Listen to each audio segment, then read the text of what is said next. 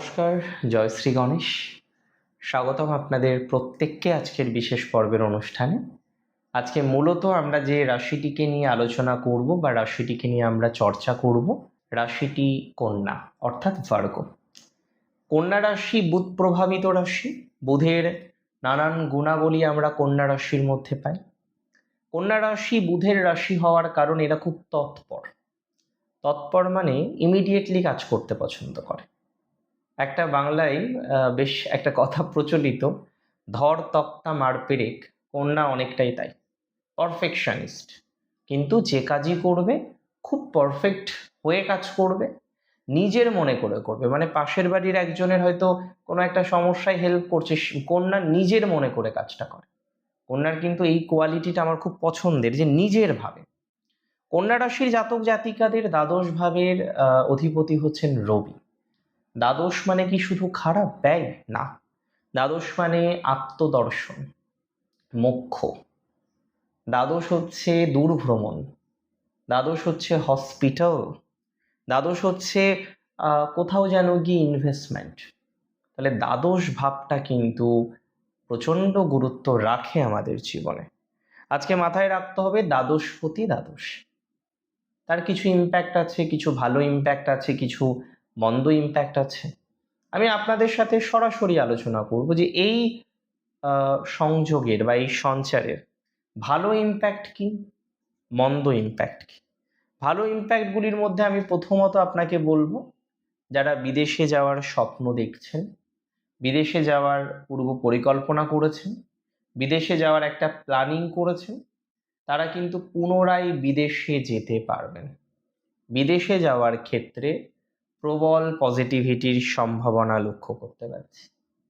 বিদেশে যাওয়ার ক্ষেত্রে প্রবল ধনাত্মকতার সম্ভাবনা লক্ষ্য করতে পারছি।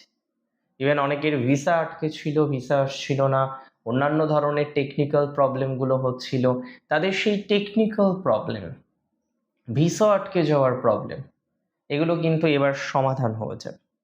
অনেক ক্ষেত্রে এমএনসিতে যারা চাকরি করেন তাদের মধ্যে অনেকেই প্ল্যান করেছেন কি অনসাইট সেটেলমেন্ট করার। তো যারা এমএনসিতে চাকরি করেন, অনসাইট সেটেলমেন্ট করার একটা মেন্টালিটি রেখেছেন, আমি আপনাদের প্রত্যেককে জানিয়ে দিতে চাই অনসাইট সেটেলমেন্ট সফল হবে। অনসাইট সেটেলমেন্ট আপনারা 100% করতে পারবেন। আমি মনে করি অপ্রত্যাশিত কিছু অর্থপ্রাপ্তির সম্ভাবনা কন্যা রাশির বাড়তে চলেছে।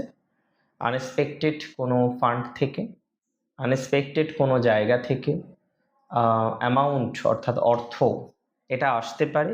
কিন্তু একটা কথা মাথায় রাখবেন, বিনিয়োগ আছে, ইনভেস্ট করতে হতে পারে। সব টাকায় যে পকেটস্থ করবেন এবং সেভিংস করবেন এটা কিন্তু হবে না। এই দশায়, এই সঞ্চারে বিনিয়োগ করার মতো জায়গাও আছে। তার মানে টাকাও আসবে, টাকা বিনিয়োগও হবে, টাকা কিন্তু খরচ হবে। একদম সিম্পল কথাই বলে দিলাম। এই সঞ্চারে টাকা যেমন আসবে, টাকা বিনিয়োগ করার মতো কম্বিনেশনও আমরা লক্ষ্য করতে পারবো, বা টাকা বিনিয়োগ করার মতো পজিটিভিটির জায়গাটা নিশ্চিতভাবেই লক্ষ্য করা যায়।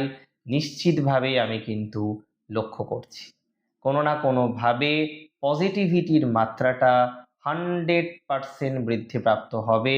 এটা কিন্তু দায়িত্ব নিয়ে আমি আপনাদের বলতে পারি, দায়িত্ব নিয়ে আমি আপনাদের বলার চেষ্টা করছি। অর্থাৎ এই ট্রানজিট আপনার জন্য আপাদমস্তক শুভ, ভালো ফলাফল দেওয়ার যে প্রবণতা সেটা দেখতে পাচ্ছি বা লক্ষ্য করা যাচ্ছে, 100% লক্ষ্য করা যাচ্ছে। একটা কথা বুঝে নিন, বহু কন্যা রাশির জাতক জাতিকারা আছেন, তারা কিন্তু বিদেশে যেতে চাইছেন, তারা বিদেশে সেটেলমেন্ট চাইছেন। তাদের যেমন হবে, আবার অনেকেই স্বপ্ন দেখেন একটা অনাথ আশ্রম তৈরি করার। তো যারা অনাথ আশ্রম তৈরি করতে চাইছেন, অনাথ আশ্রম তৈরি করার স্বপ্ন দেখেন যারা, অনাথ আশ্রম তৈরি করার মেন্টালিটি রেখেছেন যারা, আমি আপনাকে বলে দিচ্ছি এই অনাথ আশ্রম তৈরি করার বা অনাথ আশ্রম তৈরি হওয়ার মতো কম্বিনেশন আমরা 100% লক্ষ্য করতে পারব। নিজের একটা শখের জায়গা, যেন কোথাও দান করব, এগুলো দান হোক, এই ধরনের কিছু বিষয়ে হোক, হ্যাঁ, এই ধরনের ইনভেস্টমেন্ট হোক, ধর্মীয় কাজে কোনো দান হোক, হসপিটালের কাজে কোনো দান হোক, এই যে টেন্ডেন্সিগুলো থাকে এগুলো কিন্তু প্রপারলি আমরা লক্ষ্য করতে পারবো। এটি নিয়ে আমার কিন্তু কোনো রকম সন্দেহ নেই। তার মানে একটা 100% শিওরিটি আপনাকে আমি দিতে পারি, 100% শিওরিটি অন্ততপক্ষে আমি আপনাকে দিচ্ছি যে এই জায়গাটা আপনাকে প্রবল পরিমাণে সহযোগিতা করবে, প্রবল পরিমাণে ডেভেলপমেন্ট করবে, আপনার স্বপ্ন পূরণে সহযোগিতা করবে। আপনার একটা ইনভেস্টমেন্ট করার প্ল্যান, আপনার সবসময় ইচ্ছা রয়েছে মানুষের জন্য কিছু করব, এই যে মেন্টালিটিগুলো, এটা কিন্তু এবার সফল হবে। এটা কিন্তু নিশ্চিত রূপে জেনে রাখুন, পজিটিভ দিকে আপনি নিয়ে যেতে পারবেন, তার প্রবল সম্ভাবনা আমি কিন্তু লক্ষ্য করতে পারছি। আমি বলে দিই, যাদের কন্যা রাশি এবং আইনি জটিলতার মধ্যে আছেন, কন্যা রাশি আপনার আইনি জটিলতার মধ্যে আছেন, দীর্ঘদিন ধরে আইনি জটিলতার মধ্যে আছে, আইনি জটিলতা থেকে বেরোতে পারছেন না, আমি দায়িত্ব নিয়ে বলছি, আমি রেসপন্সিবিলিটি নিয়ে বলছি, আপনি আইনি জটিলতা থেকে 100% বেরোতে পারবেন, বা বেরোনোর মতো কম্বিনেশন কিন্তু আমি লক্ষ্য করতে পারছি। আইনি জটিলতা থেকে বেরিয়ে পজিটিভিটির জায়গাটা আপনার 100% তৈরি হবে, এটা নিয়ে আমার কোনো সন্দেহ নেই। কিছু কিছু ক্ষেত্রে আউটসাইড সেটেলমেন্ট হতে পারে, তবে আধ্যাত্মিক বিষয় নিয়ে, আধ্যাত্মিক জগৎ নিয়ে, আধ্যাত্মিক ম্যাটার নিয়ে আপনার পরিকল্পনা পাল্টাতে বাধ্য। আপনি আধ্যাত্মিক বিষয়গুলো যেভাবে ভাবছিলেন, দেখবেন পরিকল্পনাটা আপনার সম্পূর্ণরূপেই পাল্টে যাবে। কিছু কিছু ক্ষেত্রে হয়তো আপনার বিশ্বাস অবিশ্বাসের একটা জায়গা বারবার আপনার দরজায় গিয়ে কড়া নাড়ছিল, সেই জায়গাটা এবার নিশ্চিতভাবে জেনে রাখুন পজিটিভ দিকে যাবে, বা যাওয়ার সম্ভাবনা কিন্তু আমি লক্ষ্য করতে পারছি, 100% সম্ভাবনা আমি লক্ষ্য করতে পারছি। এই জায়গাটা আমার মনে হয় আপনাকে ব্যাপক সাপোর্ট দেবে। দ্বাদশ থেকে সপ্তম দৃষ্টি থাকবে রবির আপনার ষষ্ঠভাবে। রোগ, ঋণ, এই ধরনের বিষয়গুলোকে একটু ভালোভাবে দেখতে হবে। হুটহাট কোনো ডিসিশন নেওয়া যাবে না, যাই করেন না কেন হুটহাট কোনো ডিসিশন নেবেন না, তাতে আপনার প্রবলেম আসতে পারে, তাতে আপনার জটিলতা কিন্তু অনেকটাই বৃদ্ধিপ্রাপ্ত হতে পারে। 3টি নক্ষত্র কন্যার, প্রথমত উত্তর ফাল্গুনী, প্রশাসনিক কাজে বিদেশ যেতে হতে পারে অনেককে, সরকারি কাজের জন্য বিদেশ যেতে হতে পারে, সরকারি কাজের জন্য সুযোগ পাবেন, যারা একাডেমিক লাইনে আছেন খুব ভালো সুযোগ পাবেন, সম্মান আপনার বহুগুণ বৃদ্ধিপ্রাপ্ত হবে। হস্তা নক্ষত্র যাদের, অর্থাৎ চন্দ্রের নক্ষত্রের জাতক জাতিকাদের, যদিও দ্বাদশে যখনই রবি গেল, মানসিক চঞ্চলতার পরিমাণ কিন্তু বাড়বে। যাদের চন্দ্রের নক্ষত্র হস্তা, তাদের মানসিক টানাপোড়েনটা বাড়তে পারে, মানসিক চাপটা বাড়তে পারে, সেই বিষয়ে একটু কন্ট্রোলে রাখাটা আমার মনে হয় বেশি দরকার। মূল কথা, মানসিক চাপটা কম নিতে হবে, না হলে ঘুমের সমস্যা আসতে পারে।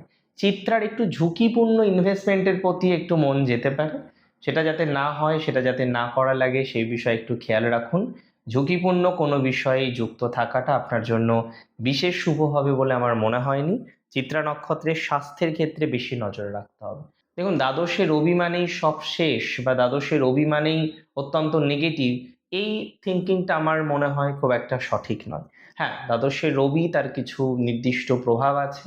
খরচটা নিয়ন্ত্রণ করবেন, একটাই কথা বলবো, আপনার বাজেটটাকে কন্ট্রোল করবেন, খরচটাকে নিয়ন্ত্রণ করবেন। যত খরচকে নিয়ন্ত্রণ করতে পারবেন তত পজিটিভিটি আপনার বাড়বে। দায়িত্ব নিয়ে বললাম। ভালো থাকুন আপনারা প্রত্যেকে। জয় শ্রী গণেশ।